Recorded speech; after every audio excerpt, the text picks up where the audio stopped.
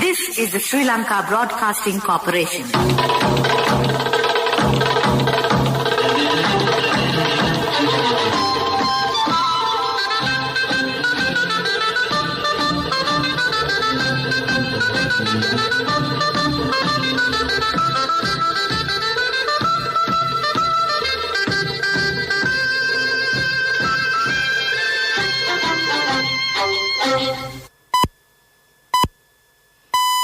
.45, this is the Sri Lanka Broadcasting Corporation. The news edited by Danushka Madavala, read by Soundi Thavam. Sri Lanka explores $6 billion fuel credit line from Saudi Arabia. Plans have been made for practical use of the English language from grade 1. Party leaders agree to form a national council. Ranil Javadna appointed the UK's Environment Secretary. Apple reveals iPhone 14 Pro and Watch Ultra. Ukraine claims Crimea Saki airfield blast responsibility after denial. And Pakistan beat Afghanistan to set up Sri Lanka and Pakistan for the final match of the Asia Cup 2022.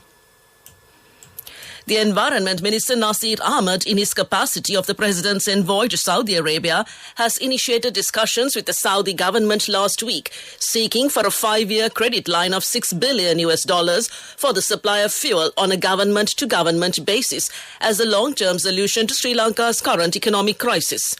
Minister Nasir Ahmed, as the special envoy, also proposed Saudi investments in Sri Lanka for manufacturing agricultural fertilizer, constructing petroleum storage facilities, establishing fuel supply stations, modernizing and expanding the refinery, opportunities in mining minerals and promoting renewable energy.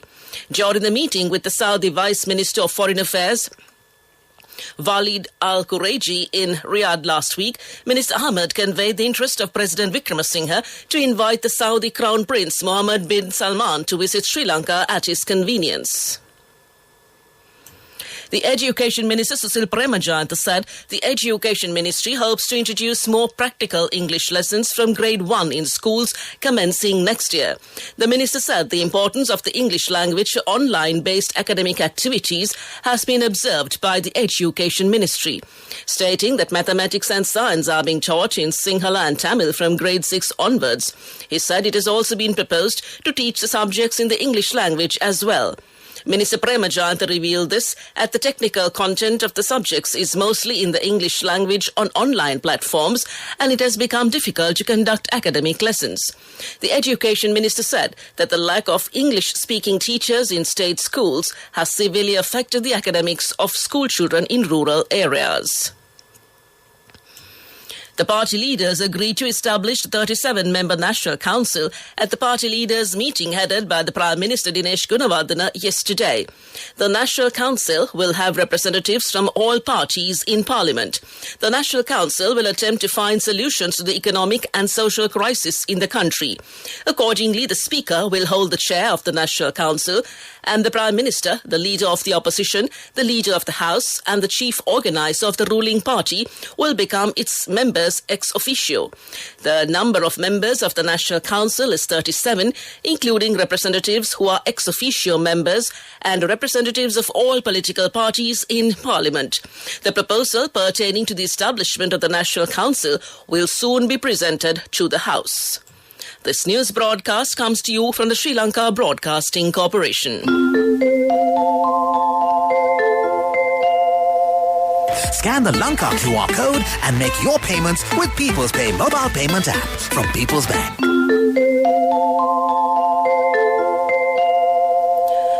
Ranil Javadna of Sri Lankan origin has been named as the Secretary of State for Environment, Food and Rural Affairs in the first cabinet of the new Prime Minister Liz Truss. Leaving his post as Under Secretary for International Trade, Javadna will take over from George Eustice MP, who held the post for over 2 years, following Boris Johnson's cabinet reshuffle in February 2020. Kemi Badenoch, who went up against Truss in the Conservative leadership race, will take over from Javadna at the Department for International Trade. His appointment is accompanied by those of Alok Sharma as new president of COP26 and Graham Stewart as the Minister for Climate in the Department for Business, Energy and Industrial Strategy. First elected in May 2015, Jayawardena is not shy of high-profile cabinet positions, having been named as Deputy Chairman of the Conservative Party by Boris Johnson in February 2020. He was also a member of the International Trade, Home Affairs, Procedure and Arms Export Controls Committees. The Minister of Power and Energy, Kanchana Vijayasekara, says a special category for fuel quota increases is expected to be tested on selected private and public sector entities this week. This was decided at the meeting held with the development partners and stakeholders last morning to review the National Fuel Pass QR system. He added that Tourist Fuel Pass and non-vehicle category is slated to be introduced next week. Speaking further, Minister Vijayasekara said the filling station code would be added from next week to the text message generated when obtaining fuel in order to prevent the illegal use of the National Fuel Pass QR code. That's local news. Nobody tells time like this. So why do you still pay with cash when you have People's Pay mobile app from People's Bank? Scan the Lanka QR code and make your payments with People's Pay mobile payment app from People's Bank. The main news story is brought to you by Siddhalepa Vedamahatmya. The United States Secretary of Treasury, Janet Yellen, has informed that the U.S., as a creditor nation, will participate in restructuring Sri Lanka's debt. A press release issued by the President's Media Division read that the critical need for the full cooperation of all official creditors in debt negotiations and restructuring through timely participation and equal burden sharing have been outlined. The U.S. Treasury, welcoming President Ranil Wickremesinghe's proposal for a coordination platform for Sri Lanka's official bilateral creditors, has urged engagement in this regard. Sharing the common goal with Sri Lanka of expediting financing assurances, the U.S. has expressed readiness to join other Paris Club members in this process in keeping with its principles, the PMD said further, and came to you in the main news story. The main news story was brought to you by Siddhalepa Vedamahatmya. Moving on to Watchlight, the health officials notify that there can be an increase in dengue with the onset of the monsoon rains. It has been reported that there are as many as 53,901 dengue cases in the island.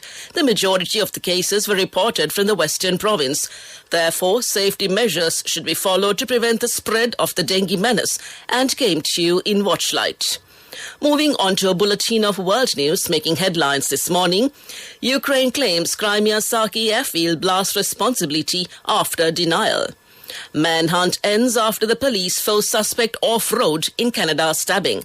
And New York ends 28-month mask mandate on public transport. Ukraine has claimed responsibility for a series of airstrikes on Crimea after a month of uncertainty over who was behind them. One of the attacks, which took place in early August, targeted Russia's Saki military base and killed one person. Ukraine had refused to acknowledge its role and even blamed them on Russian soldiers' discarded cigarettes. It confirms a significant expansion of the conflict by Ukraine into Crimea, which was annexed by Russia in 2014. In an article for national news agency Ukrinform, Kyiv's top commander Valery Zalunzye said Ukrainian rockets had targeted a number of Crimean military sites, including the Saki airbase, which was rocked by multiple explosions on the 9th of August. The police in Canada have arrested the suspect in a mass stabbing that left 10 people dead and 18 others injured. Miles Sanderson's capture ends a manhunt that spanned 3 provinces and prompted questions about why he was granted prison parole despite a history of violence. The police said he was taken into custody in the town of Roston, Saskatchewan, and 10 victims remain in hospital, 3 of them in critical condition.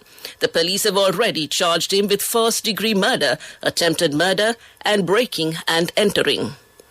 The New York State is ending a 28-month-old COVID mandate requiring masks on public transport, Governor Kathy Hochul said.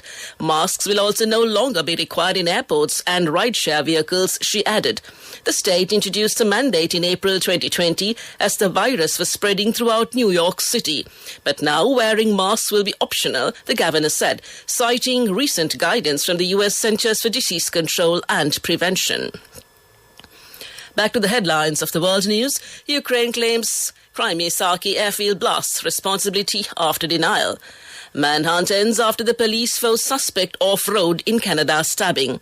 And New York State ends 28-month mask mandate on public transport. That concludes this bulletin of world news, and on to development news. Sri Lanka attracted 37,760 tourists for August and 500,472 up to September 4th for 2022. The best month for 2022 was March, which attracted 106,500, and February 96,507. Sri Lanka is slowly but steadily receiving more tourists. This is also evident that the country is returning to normal. Tourism is one of the main foreign income earning sources for Sri Lanka, and came to you in development news. Sports news is brought to you by Sampath Bank. We present your future. Pakistan beat Afghanistan by 1 wicket in their final Super 4 match of the Asia Cup in Sharjah last night, confirming Pakistan and Sri Lanka as the finalists of the tournament. The result meant that India and Afghanistan are out of reckoning for the final to be played on Sunday, as they are winless from 2 matches. With 4 points each, Pakistan and Sri Lanka qualified for the title clash. Invited to bat, Afghanistan posted 129 for 6, with Ibrahim Zadran top scoring with a 37-ball 35.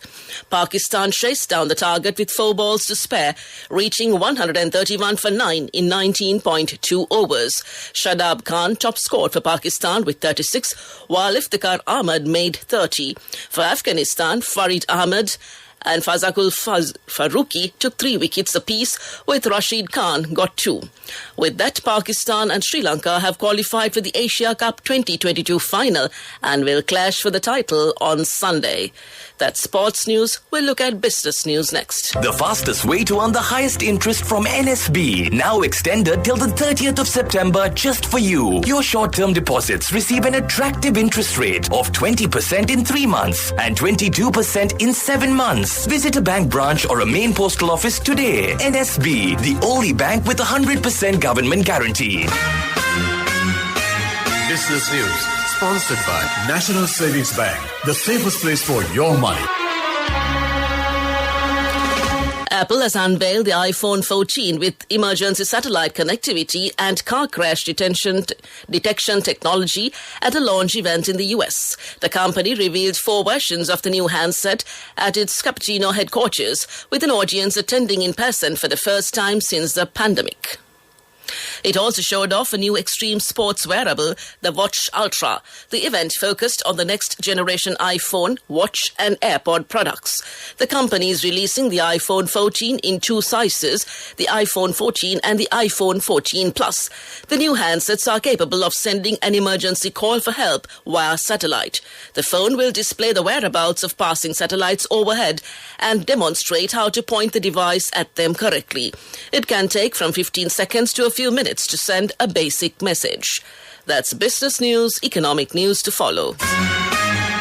Business news sponsored by The fastest way to earn the highest interest from NSB, now extended till the 30th of September just for you. Your short-term deposits receive an attractive interest rate of 20% in 3 months and 22% in 7 months. Visit a bank branch or a main postal office today. NSB, the only bank with 100% government guarantee.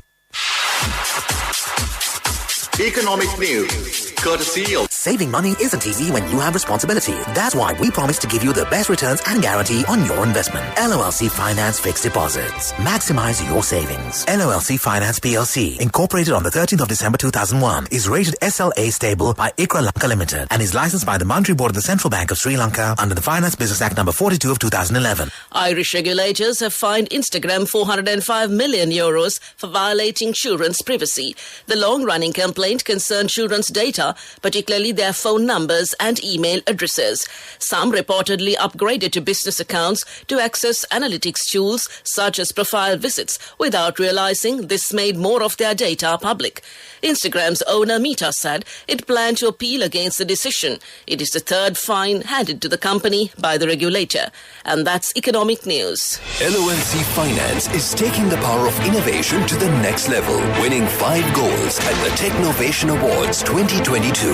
leading the digital revolution with cutting-edge interbanking digital payments. LOLC Finance claims the overall gold award whilst also claiming an extraordinary victory in digital banking. LOLC Finance will continue to innovate with the next generation digitalization of financial services, delivering a superior customer experience. On to the weather report. Several spells of showers will occur in the western, Sabragamo and northwestern provinces and in the Kandy, Nuwara, Gaul and Martuda districts. Strong winds about 50 kilometers per hour can be expected at times over the western slopes of the central hills. And to conclude this bulletin of news, a recap of the headlines. Sri Lanka explodes $6 billion fuel credit line from Saudi Arabia. Plans have been made for practical use of English from grade 1. Party leaders agree to form a national council. Ranil Javadhan appointed UK's Environment Secretary. Apple reveals iPhone 14 Pro and Watch Ultra. Ukraine claims Crimea Saki airfield blast responsibility after denial. And Pakistan beat Afghanistan to set up Sri Lanka and Pakistan for the final match of the Asia Cup 2022. With that, we conclude this morning's news broadcast.